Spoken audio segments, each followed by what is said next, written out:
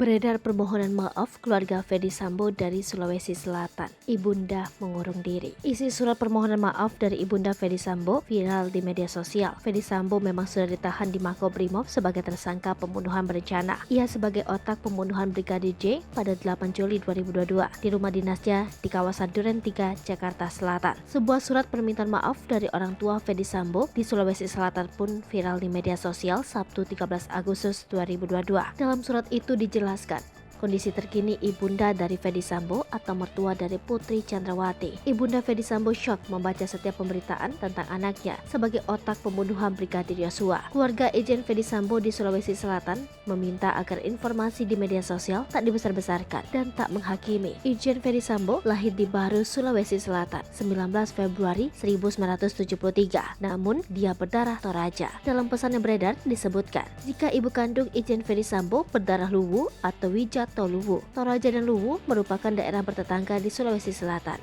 Hingga berita ini ditayangkan, tribuntimur.com berusaha untuk mendapatkan konfirmasi dari pihak keluarga. Apakah ini betul dari keluarga Irjen Ferdy Sambo atau bukan?